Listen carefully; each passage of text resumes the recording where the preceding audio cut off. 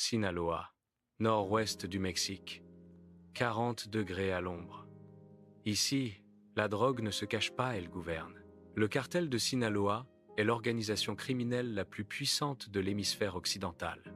Cocaïne, héroïne, fentanyl, des milliards de dollars chaque année. Mais comment fonctionne cette machine de mort? Qui sont les hommes derrière l'empire? Du gamin de 14 ans assis sur une chaise en plastique, au capot, qui contrôle des routes à travers le monde entier. Aujourd'hui, tu vas vivre chaque rang du cartel de Sinaloa. La question est simple. À quel rang tu t'arrêtes? Tu as 14 ans. Tu as quitté l'école à mi-chemin. Tu es assis devant une petite épicerie à Culiacán, sous une chaleur de 40 degrés. Dans ta main, un téléphone Android fissuré et une canette de Coca-Cola. Tu es un halcon, les yeux de l'Empire. Ta mission est brutalement simple. Ne jamais quitter la route principale des yeux. Tu portes une liste de phrases codées dans ta tête. Si tu repères des camions militaires verts, tu envoies un SMS. Le coq chante. Si tu vois des SUV noirs d'un cartel rival, tu écris « On te paie 100 $ par semaine en cash ». Ça te semble être la liberté. Tu peux t'acheter des nouvelles chaussures. Tu aides ta mère à rembourser ses dettes. Tu te sens adulte. Mais un après-midi, tu perds ta concentration. Une fille passe et ton regard se détourne. Un convoi de marines passe sans que tu envoies l'alerte. 10 minutes plus tard, un pick-up s'arrête devant toi. Un sicario en sort, un pistolet pendant à sa ceinture. Il ne te frappe pas. Il prend ta canette de Coca-Cola, la vide par terre, puis presse le canon glacé de son arme contre ton front. Tu trembles. Tu comprends. Ici, une erreur signifie la mort. Tu as 16 ans. On te conduit dans un sous-sol qui empeste l'humidité. Une lumière jaune révèle 5 sicarios adossés au mur, chacun serrant un fusil d'assaut. Au centre de la pièce, un homme est à genoux, un sac noir sur la tête. Le Plaza Boss ne dit rien. Il sort un pistolet de sa ceinture, le pose sur la table avec un claquement sec. Il désigne l'homme à genoux d'un signe de tête. Termine-le, ou prends sa place. Tu prends l'arme. Elle est lourde, glaciale. Tu avances. Tu lèves le bras. Tu sens son corps trembler sous toi. Le Plaza Boss souffle sa fumée de cigarette dans ton visage. Tu sais que 5 fusils sont braqués sur ton dos. Tu fermes les yeux. Tu inspires. Bang! La détonation déchire l'espace. La bonne personne en toi meurt avec cette balle. Dans un coin sombre, un objectif de caméra a tout filmé. Une condamnation à vie, une chaîne que le cartel utilisera pour te tenir à jamais. Le Plaza Boss te tape sur l'épaule. Il te lance une liasse de 1000 $ et sourit. Tu sors du sous-sol. Le monde est devenu gris. Tu as 17 ans. Tu as prouvé que tu avais des nerfs d'acier. Après 3 ans comme halcon, on te donne les clés d'une vieille Nissan. Le coffre et les panneaux de porte sont remplis de petites pilules bleues marquées émettrantes. C'est du fentanyl, la drogue, qui tue environ 100 000 personnes aux États-Unis chaque année et rapporte des milliards au cartel de Sinaloa. 2. Ton job. Conduire de Culiacán à Nogales, près de la frontière américaine. 10 heures de route. 10 heures où ton cœur bat comme un tambour. Tu apprends la règle d'or de la frontière. Le plomo. Quand la police d'État t'arrête, tu ne trembles pas. Tu tends les papiers du véhicule. À l'intérieur, un billet de 100 $ est déjà glissé. Ils te font passer sans vérifier le coffre. Pour chaque livraison réussie, tu empoches 3 000 $.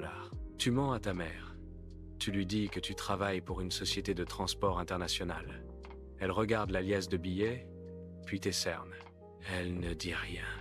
La vérité est plus terrifiante que la pauvreté. Puis, un jour, ton meilleur ami Matteo disparaît. Arrêté à un checkpoint militaire. Le cartel n'envoie pas d'avocat. Il n'y a pas de sauvetage. Ils effacent simplement le nom de Matteo de la liste et donnent les clés de la voiture à un autre gamin le lendemain matin. Tu réalises que tu peux être remplacé en un clin d'œil. Tu as 20 ans. Tu ne veux plus être un simple livreur. Tu veux le pouvoir et le respect. Tu rejoins la force armée de la Plaza. On te confie un AK-47, la crosse gravée d'une Santa Muerte. Tu n'es plus un gamin assis sur une chaise en plastique. Tu es maintenant le bras droit de la violence.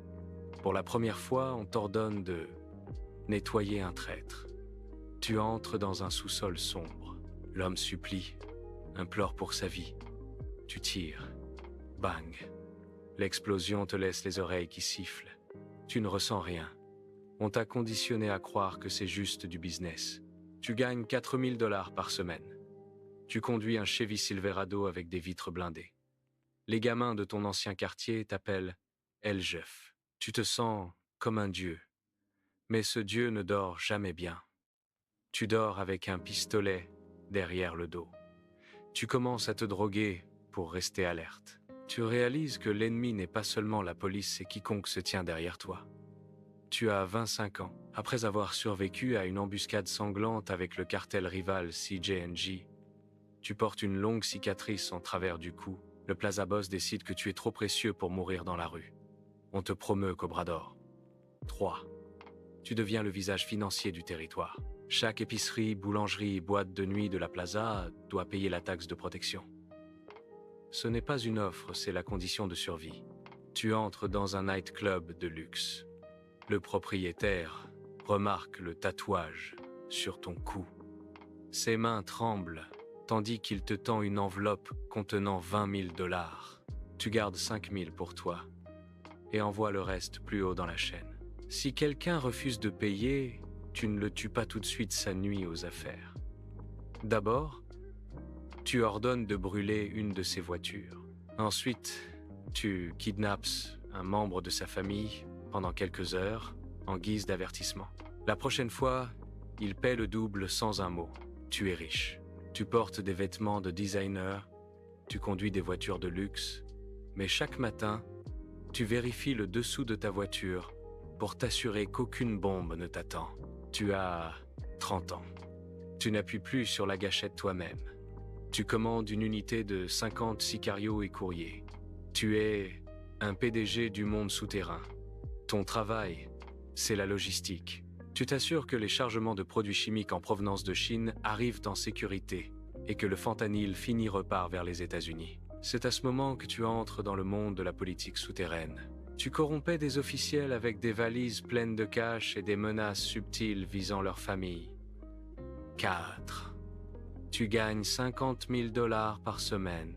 Mais un de tes subordonnés imprudents tire sur un agent infiltré de la DEA. Le monde entier se tourne vers ta Plaza. Le Plaza Boss t'appelle. Sa voix est glaciale. Il dit que les Américains ont besoin d'une tête à sacrifier. Tu sais ce que tu dois faire. Tu invites ton subordonné le plus fidèle à prendre un verre. Puis tu le tues de tes propres mains. À l'intérieur, tu pleures. Mais ton visage reste de pierre. C'est le prix pour garder ta place. Tu as 38 ans. Tu contrôles un État entier. Tu es un fantôme dans tous les sens du terme. Le public n'a jamais vu ton visage. La police n'a aucune empreinte de toi. 5. Tu coordonnes des réseaux sophistiqués de tunnels transfrontaliers. Tu contrôles des sous-marins transportant des tonnes de drogue. Tu comprends que la guerre coûte cher. Les corps dans la rue attirent la presse, et la presse attire l'armée. Tu privilégies les pots de vin et le silence. Tu as environ 50 millions de $ dans des comptes offshore au Panama. Mais tu vis comme un prisonnier. Tu ne peux pas assister à la remise de diplôme de ton fils. Tu ne peux pas visiter la tombe de ta mère. Tu vis dans des manoirs blindés. Tu te déplaces en hélicoptère privé. Tu as tout sauf la liberté de marcher dans un parc. Chaque souffle que tu prends a le goût de la paranoïa. Tu as 45 ans. Tu es l'un des piliers du cartel de Sinaloa. Tu n'es plus un criminel ordinaire, tu es sur un pied d'égalité avec les gouverneurs. Tu décides qui remporte les élections et qui est éliminé. Les habitants te vénèrent parce que tu construis des écoles et des hôpitaux pour eux. Ils t'appellent El Señor. Mais, en réalité, le FBI et la DEA ont mis une prime de 15 millions de $ sur ta tête. Tu ne dors jamais plus de 2 nuits au même endroit. Tu n'utilises pas de téléphone portable. Chaque ordre est écrit à la main sur du papier fin conçu pour être avalé instantanément. La paranoïa te ronge. Tu soupçonnes même le garde du corps qui te suit depuis 20 ans. Tu ordonnes son exécution simplement parce qu'il est resté trop longtemps au téléphone. Tu deviens un monstre solitaire dans une grotte sombre, gardant un empire dont tu ne pourras jamais dépenser tout l'argent. Tu as 60 ans. Tu sièges au conseil de direction du cartel de Sinaloa. Tu es une légende.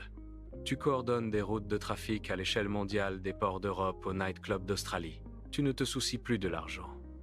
Tu te soucies du pouvoir absolu et de l'héritage. Tu as survécu à 80 tentatives d'assassinat. Tu as été trahi plus de 200 fois. Tu as enterré tous ceux de ta génération. Ton fils aîné pourrit dans une prison américaine. Ton deuxième fils a été abattu lors de sa propre fête de 21 ans. Tu es plus riche que la plupart des milliardaires de la planète, mais tes repas sont remplis de médicaments pour le cœur et de cachets pour l'anxiété. Tu sais que la fin approche. Tu n'as pas peur de la mort, tu as peur d'être oublié. Un raid à 3 heures du matin. Les Marines inondent ta maison comme un tsunami. On te sort avec une cagoule noire sur la tête. Tu es extradé aux États-Unis. Tu finis ta vie dans une cellule en béton au Colorado. Pas de fenêtre, pas de lumière du jour. Tu as des milliards de dollars. Mais maintenant, tu reçois un plateau de prisonniers une fois par jour. À Culiacán, un autre gamin de 14 ans s'assoit sur une chaise en plastique devant une épicerie. Il regarde un véhicule blindé passer, brillant sous le soleil. Il ne sait pas qu'il vient de poser le pied sur le premier barreau d'une échelle qui mène tout droit en enfer. Tu as survécu jusqu'à quel rang? Dis-le-moi dans les commentaires. Et si tu veux découvrir les rangs de la Yakuza japonaise, abonne-toi et active la cloche. On se retrouve mardi prochain.